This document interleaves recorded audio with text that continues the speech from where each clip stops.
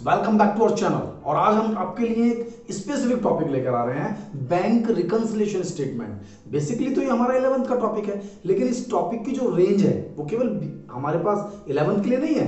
ये हमारे बीकॉम में आता है, ये हमारे एमबीएस में आता है, बीबीए में यूज होता है। यानी कि इसकी जो रैंक है वो बहुत ज्यादा है। मतलब कहीं एमबीए करेंगे आप किसी भी बड़े इंस्टीट्यूट से तो बैंक रिकंसिलिएशन आ जाता है। तो इसलिए हमें इस टॉपिक को बहुत अच्छे तरीके से पढ़ना है। तो क्या है ये बैंक रिकंसिलिएशन स्टेटमेंट, तो इसके बारे में डिस्कस करें। भाई बैंक की बात चल रही है तो क्लियर है कि बैंक की बात चल रही है, रिलेटेड तो बैंक से ही होगा। रिकंसिलिएशन यानी कि रिकंसाइल करना है, हमें रेटिफाइड नहीं करना है। 2 पॉइंट समझना है आपको माइंड में कि टॉपिक को पढ़ते समय जो माइंड क्रिएट होना चाहिए कि हम टॉपिक को में रेटिफिकेशन नहीं कर रहे हैं, हम रिकंसाइल कर रहे हैं, यानी कि मैच कर रहे हैं। यानी कि बैंक में जो हमारी अमाउंट डिपॉजिट है हम उसे मैच कर रहे हैं अपनी कैश बुक के साथ। यानी कि मैं आपको बताता हूं कि जो हमारी कैश बुक होती है, हमने अपनी पिछली कुछ वीडियोस में आपको अपनी पूरी कैश बुक बताई थी जिसमें 1 कॉलम 2 कॉलम 3 कॉलम। तो उसमें जो 2 कॉलम कैश बुक होती है उसमें कैश के साथ बैंक भी होता है। तो हम जो डिस्कस कर रहे हैं, हम ये मानते हैं यहां पर कि कैश बुक में बैंक कॉलम, कैश बुक में क्या चाहिए, केवल बैंक का कॉलम। यानी कैश बुक में जो मेरा बैंक का कॉलम है उसे मैं मैच कर रहा हूं, एक्चुअली मैं रिकंसाइल कर रहा हूं जो एक्चुअली में ट्रांजैक्शन मेरी बैंक के साथ हुई है। अब आप नॉर्मल पॉइंट बताइए कि मैंने कोई ट्रांजैक्शन बैंक के साथ किया। कुछ ट्रांजैक्शन तो ऐसे होते हैं जिन ट्रांजैक्शन को मैंने किया लेकिन बैंक ने भी कंप्लीट नहीं किया, या कुछ ट्रांजैक्शन ऐसे होते हैं जिन्हें बैंक ने किया मैंने रिकॉर्ड ही नहीं किया। तो डिफरेंस आया ना, तो उस डिफरेंस को मैं यहां रिकंसाइल कर रहा हूं। दैट मींस कि मेरे पास 2 बैलेंसेस हैं। एक बैलेंस कैश बुक का है जो मैंने बनाई है, मैं प्रिपेयर कर रहा हूं, यानी कि जो भी ट्रांजैक्शन मैंने किए हैं वो मैं अपनी कैश बुक में रिकॉर्ड करता हूं।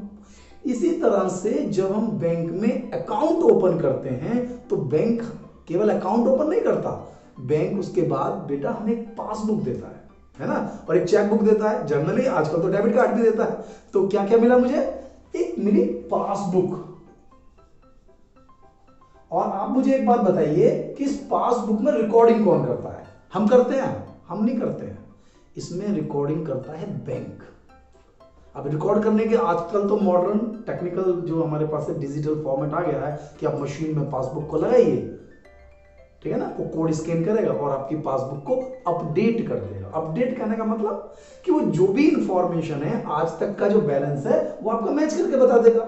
यानी कि आपके पास पासबुक भी है, यानी कि बैंक के अकॉर्डिंग कितना बैलेंस आपका बैंक में है ये हमारी पासबुक बता रही है, और हमारे अकॉर्डिंग बैंक में कितना पैसा होना चाहिए ये भी हमें पता है। भाई हमारे अकॉर्डिंग तो कितना है वो बैंक कॉलम बता ही रहा है हमारा कैश बुक का, और बैंक में कितना है ये हमें पासबुक बता रहा है। यानी दोनों की दोनों बातें हमारे पास हैं। तो अब हमें क्या करना है, हमें इसे रिकंसाइल करना है, मैच करना है कि भाई इन दोनों में डिफरेंस है क्यों, इन दोनों के बीच में जो डिफरेंस है वो क्यों आ रहा है। तो ट्रांजैक्शन को हमें मैच करना है कि भाई इस ट्रांजैक्शन के कारण जो हमारा जो डिफरेंस है केवल उन्हीं ट्रांजैक्शन के कारण है या किसी और ट्रांजैक्शन के कारण भी है। तो क्वेश्चन में जब हमें मेंशन करता है कि भाई ये कुछ ट्रांजैक्शंस है जो डिस्टर्ब हुई, तो आप मुझे बताइए कि कैश बुक का बैलेंस अगर इतना होता तो पासबुक का कितना होना चाहिए, यदि पासबुक का इतना है तो कैश बुक का कितना होना चाहिए। क्लियर है ना। दूसरी बात मैं आपको बताता हूं कि हमारे पास जो कैश बुक होती है इसका बैलेंस हमेशा डेबिट होता है, जो आपको समझना है। कैश बुक का बैलेंस होता है हमेशा डेबिट और पासबुक का बैलेंस होता है हमेशा क्रेडिट। जो कैश बुक बनती है इसमें ये डेबिट साइड और क्रेडिट साइड, तो साइड हो गई ना।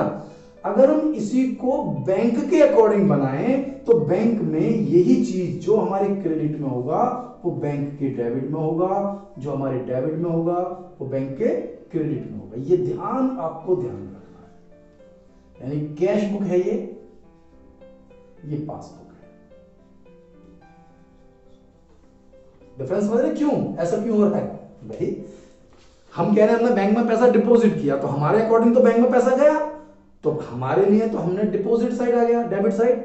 लेकिन वही मनी बैंक हमारे अकाउंट में क्या करेगा, क्रेडिट बैंक हमारे अकाउंट में उस पैसे को क्या करेगा, क्रेडिट। भाई कस्टमर ने ये पैसा हमारे अकाउंट में डिपॉजिट करा है, हमारे बैंक में डिपॉजिट किया है, तो हम तो करेंगे उस ट्रांजैक्शन को डेबिट में, जबकि बैंक उस ट्रांजैक्शन को लेगा क्रेडिट में। हम जिस ट्रांजैक्शन को हम जितने भी पेमेंट करेंगे बैंक के थ्रू, चेक काटते हैं ना भाई, बैंक ने हमें चेक बुक दी तो क्या करेंगे उस चेक बुक का, हम चेक काट काट कर लोगों को दे रहे हैं।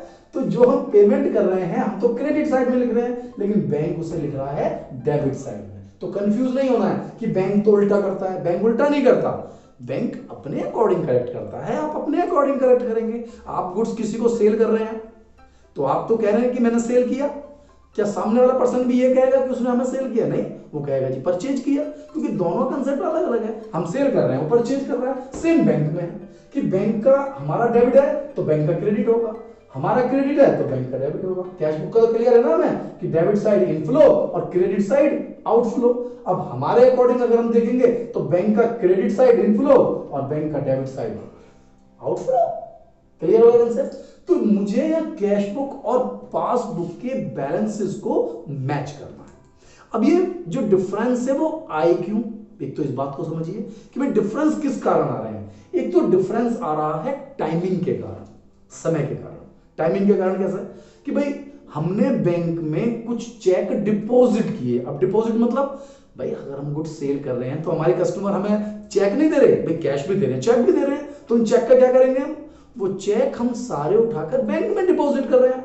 तो जब सारे चेक बैंक में डिपॉजिट होंगे तो हमने तो डिपॉजिट कर दिए ना, हमने जैसे ही बैंक भेजे हमने डिपॉजिट कर दिया। लेकिन सपोज करो हमने तो उसको 30 जनवरी को भेजे, तो एक दिन में तो बैंक में डिपॉजिट हुए नहीं, और हम 31 मार्च को आके अकाउंट बनाने लगे। तो हमारी कैश बुक तो कह रही है कि भाई हमने डिपॉजिट किए, लेकिन पासबुक में जब आप चेक करेंगे तो पैसा आएगा ही नहीं। तो डिफरेंस आ गया। तो डिफरेंस टाइमिंग के कारण है। इसी तरह से मैंने कुछ हमारे सप्लायर्स थे, भाई थोड़े कस्टमर से चेक ले रहे हैं, आप दे भी तो रहे ना कि जो आपके सप्लायर है आपने गुड्स खरीदा तो आपने सप्लायर्स को गुड्स दे दिया, तो सप्लायर को आपने चेक दे दिए गुड्स के बदले में। तो क्या होगा, सप्लायर्स को हमने चेक दिए तो हमने तो पेमेंट कर दिया।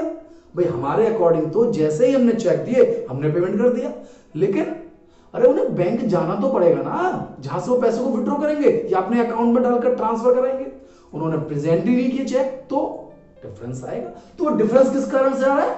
टाइमिंग के कारण। एक होता है बैंक की ट्रांजैक्शन रिकॉर्डिंग में। ट्रांजैक्शन रिकॉर्डिंग में देखो डिफरेंस कैसे आता है। बैंक ने हमारे अकाउंट में इंटरेस्ट लगा दिया, भाई पैसा डिपॉजिट है, बैंक ने लगा दिया इंटरेस्ट। अब हमें थोड़ी पता है, हमें तो कब पता चली जब हमने पासबुक को अपनी डिजिटल या बैंक से कंप्लीट करा के मंगाया। तो कैश बुक में तो ट्रांजैक्शन नहीं हुआ, तो बैलेंस अलग अलग होगा। इसी तरह से किसी कस्टमर ने हमारे बैंक अकाउंट में पैसा डिपॉजिट कर दिया, भाई ऐसा भी तो होता है, हमें कस्टमर से बार बार पैसे मांग रहे थे, उन्हें दिए ही नहीं, वो कह रहा दूंगा अभी दे रहा हूं 2-4 दिन में 2-4 दिन में। लेकिन फिर उसको लगा कि यार हमारा जो सप्लायर है वो नाराज ना हो जाए, उसने हमारे अकाउंट में डायरेक्ट पैसे डिपॉजिट कर दिए, उसने हमें बताया भी नहीं। तो बैंक में तो डिपॉजिट हो गए, हमें नहीं पता, तो डिफरेंस आएगा। इसके अलावा देखिए हमारे छोटे छोटे इन्वेस्टमेंट होते हैं, डिफरेंट डिफरेंट जगह इन्वेस्ट कर रखा है हमने पैसा, तो पैसा जो हमने इन्वेस्ट किया हुआ है उसका इंटरेस्ट हमने डायरेक्टली बैंक से लिंक किया हुआ है, वो इंटरेस्ट सीधा बैंक में आता है। इसी तरह से इसका अपोजिट भी ले सकते हैं कि भाई हमने जो हमारे इंश्योरेंस प्रीमियम्स होते हैं, जनरली क्या होता है, क्या हमारे पास जो ईएमआईज हैं तो बैंक से अटैच्ड है, तो बैंक उनका पेमेंट करता रहता है। अब इंश्योरेंस की किस्त साल में एक बार आई, सपोज करो तुम, अब साल में एक बार आई, मुझे क्या पता कब निकल गई किस्त, तो बैंक ने पेमेंट कर दी। तो पता कब चला, जब मैंने पासबुक को कंप्लीट कराया।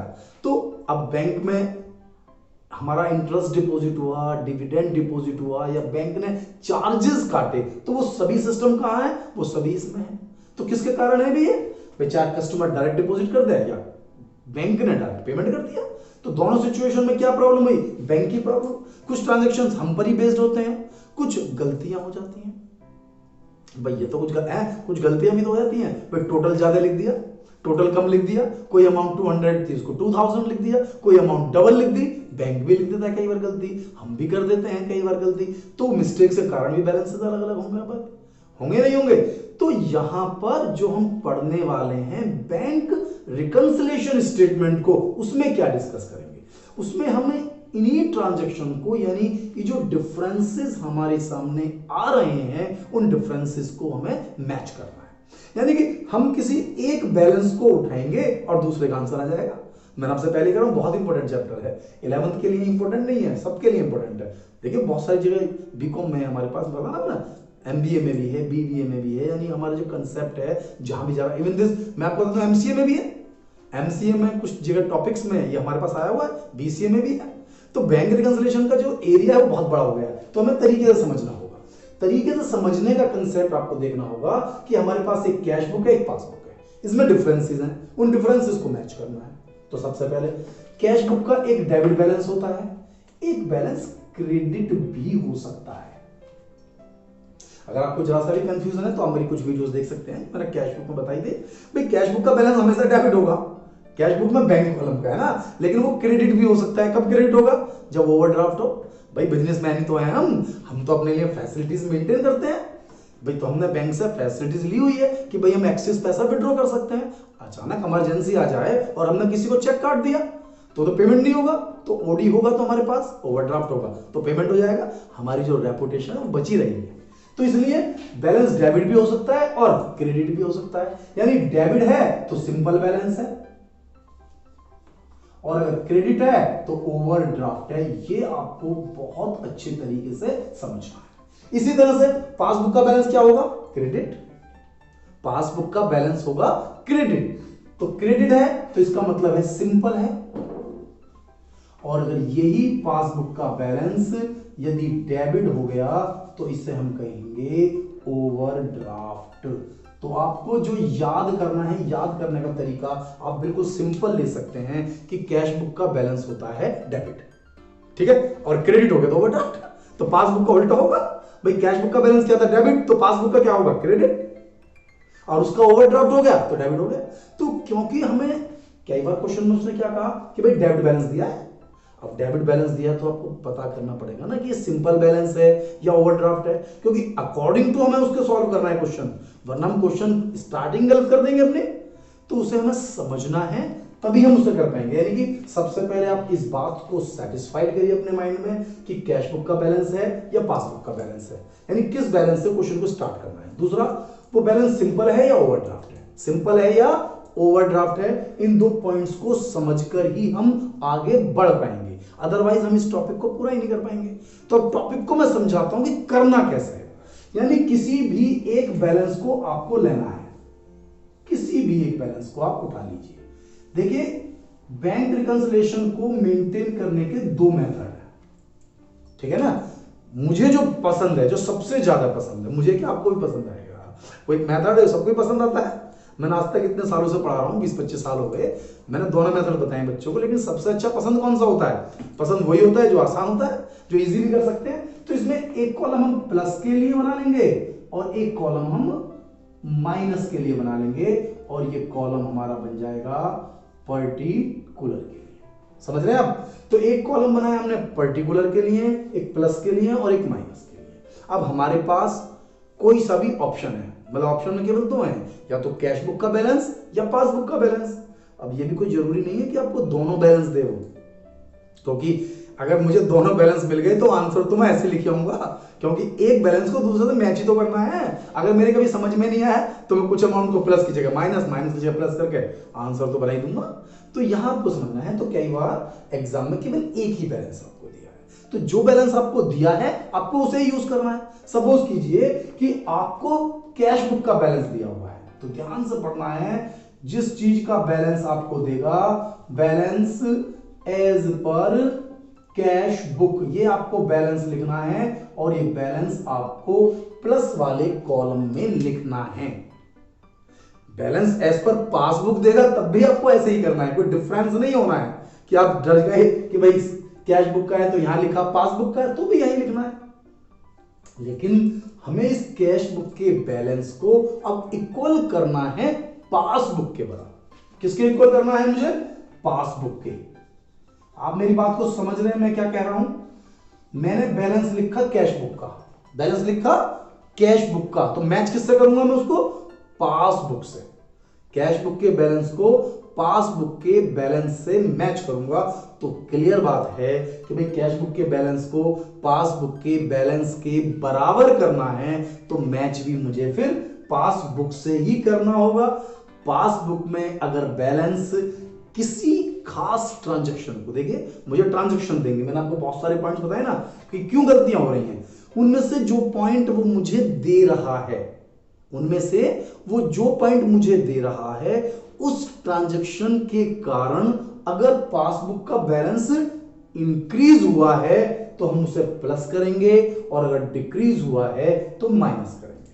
तो सबसे पहले आप कंसेप्ट को देखिए भाई, बैलेंस या तो आपके पास कैश बुक का होगा या पासबुक का होगा। एक बैलेंस लिख लिया, फिर जिस चीज का बैलेंस है उसकी अपोजिट बुक से उसको मैच करना है।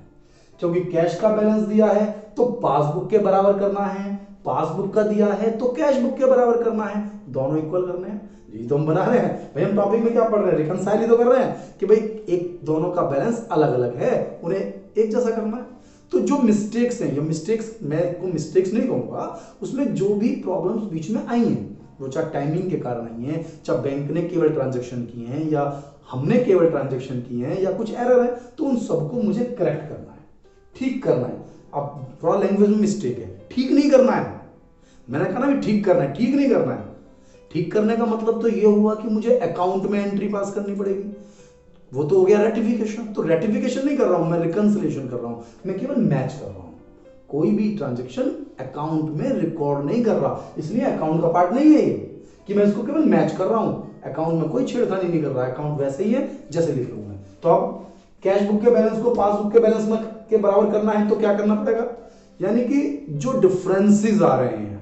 अब इसमें कई बार मिस्टेक क्या होती है, आप तो ट्रांजैक्शन आपने लर्न कर ली और प्लस माइनस समझ लिया, लिखते चले गए, ऐसा नहीं होना है। यहां पर केवल वही ट्रांजैक्शंस आएंगी जिसके कारण कैश बुक और पासबुक का बैलेंस आपस में मैच नहीं कर रहा। जो मैच कर रही है वो नहीं आएंगी। मैंने कहा कि हमने एक चेक एक कस्टमर को दिया 10,000 रुपए का, उसने बैंक से जाकर पैसे निकाल लिए 10,000 रुपए, यानी हमने भी रिकॉर्ड किया, बैंक ने भी रिकॉर्ड किया, सेम अमाउंट रिकॉर्ड की, तो कोई प्रॉब्लम नहीं है, ये कहीं काउंट नहीं होगा। क्यों? क्योंकि वो तो कैश बुक और पासबुक में बिल्कुल परफेक्ट काउंट हुआ है। प्रॉब्लम कहां आई, जब ये एक तरफ लिखा गया दूसरी तरफ नहीं लिखा गया, या अमाउंट की कोई दिक्कत आई, या डेट की कोई प्रॉब्लम आई। बात को ध्यान में रखिए कि बैंक रिकंसिलिएशन हम केवल इसलिए बना रहे हैं कि दोनों बैलेंस को इक्वल कर सकें। तो यदि कोई ट्रांजैक्शन का इफेक्ट दोनों पर सेम टू सेम पड़ा है तो उसे रिकॉर्ड नहीं करेंगे। किसी एक पर पड़ रहा है, दूसरे पर वो ट्रांजैक्शन नहीं रिकॉर्ड हुई है, वो रिकॉर्ड करनी है। ठीक है, तो मैंने कोई चेक काटा और वो चेक कस्टमर ने मतलब सप्लायर ने पैसे भी ले लिए, तो दोनों जगह रिकॉर्ड है, कोई काउंटिंग नहीं। अब इसमें काउंटिंग केवल उन्हीं ट्रांजैक्शन की होगी जो कैश बुक में हुई है लेकिन पासबुक में नहीं हुई है, पासबुक में हुई है कैश बुक में नहीं हुई है। अब इन दोनों बैलेंसेस को मैच करेंगे हम हर ट्रांजैक्शन से, कोई भी ट्रांजैक्शन, और उन दोनों ट्रांजैक्शन को मैच करके हम ये देखेंगे कि उस ट्रांजैक्शन के कारण, अगर उस ट्रांजैक्शन के कारण पासबुक का बैलेंस ज्यादा हो रहा है तो हम प्लस में लिखेंगे, और यदि उस ट्रांजैक्शन के कारण पासबुक का बैलेंस कम हो रहा है तो हम माइनस में लिखेंगे। ये आपको पूरी तरह से ध्यान देना है, फिर आपको कहीं कोई प्रॉब्लम नहीं होने वाली है। इसके अपोजिट यदि कैश बुक की बजाय पासबुक का बैलेंस हो, कैश बुक की बजाय बैलेंस हो पासबुक का, तो फिर वही काम करना है, बैलेंस एज पर पासबुक, तो इसे मैच करूंगा मैं कैश बुक पर कि यदि इस ट्रांजैक्शन के कारण कैश बुक का बैलेंस ज्यादा हो रहा है तो हम भी यहां ज्यादा कर देंगे, प्लस कर देंगे, कम हो रहा है तो कम कर देंगे, जिससे कि दोनों बैलेंस इक्वल हो जाए। देख रहा है, कैश बुक का है तो पासबुक से मैच करूंगा, पासबुक का है तो कैश बुक से मैच करूंगा, और तब ये क्वेश्चन सॉल्व होगा। और ओवरड्राफ्ट होता तो बस प्लस की जगह ये ट्रांजैक्शन मुझे माइनस में लिखनी थी, बैलेंस, केवल बैलेंस, और बाकी क्वेश्चन सेम टू सेम वही कैश बुक का पासबुक से, पासबुक का कैश बुक से हो जाता। यानी कि पहले आपको समझना है कि बैलेंस सिंपल है या ओवरड्राफ्ट है। सिंपल है तो प्लस वाले कॉलम में, ओवरड्राफ्ट है तो माइनस वाले कॉलम में, काम खत्म। अब बैलेंस कैश बुक का है तो पासबुक से मिलाऊंगा, पासबुक का है तो कैश बुक से मिलाऊंगा। अब कौन कौन से कारण है वो मैंने आपको भी बताए थे। भाई कौन कौन से कारण है, मैंने चेक इशू किए लोगों को, लोग अपने पैसे लेने नहीं पहुंचे, हमने कुछ चेक बैंक में डिपॉजिट किए लेकिन बैंक ने डिपॉजिट नहीं किए, है ना, या डेट के बाद किए, ये भी तो हो सकता है ना कि हमने आज जमा करे, बैंक ने बाद में किए, हमने चेक आज काटे, कस्टम जो हमारे सप्लायर थे वो पैसे बाद में लेने गए, बैंक में इंटरेस्ट डिपॉजिट हो गया, बैंक ने इंटरेस्ट चार्ज कर लिया, बैंक में डायरेक्टली कस्टमर ने डिपॉजिट कर लिया, बैंक ने डायरेक्टली हमारी LIC पेड कर दी। तो ये सब डिफरेंसेस हैं, उन डिफरेंसेस को मुझे यहाँ मेंटेन करना है, जिसको मैं आपको अपनी नेक्स्ट वीडियो में पूरी तरह से समझाऊंगा। देखिए इस वीडियो में मैंने आपको बैंक रिकंसिलिएशन का पूरा कंसेप्ट समझाया, और मैं नेक्स्ट वीडियो में आपको पूरा एक कंसेप्ट पूरे न्यूमेरिकल के साथ समझाऊंगा कि किस तरीके से इसके क्वेश्चन को पूरी तरह सॉल्व किया जाए। और आप मुझे बताएं कि आपको मेरी वीडियो कैसी लगी। यदि मेरी वीडियो आपको पसंद आ रही है तो वीडियो को लाइक करें और ज्यादा से ज्यादा अपने दोस्तों के साथ शेयर करें। चैनल को सब्सक्राइब करना नहीं भूलना, और इससे भी जरूरी चीज है, यदि आपने अभी तक बेल आइकॉन प्रेस नहीं किया है तो बेटा उसको भी दबा लो, जिससे कि मेरी जो नई वीडियो है वो आपको लगातार मिलती रहे और आपका जो सिलेबस है वो मिस ना हो और आप आसानी से उसको पढ़ पाए। थैंक यू बेटा, मिलता हूं नेक्स्ट वीडियो में।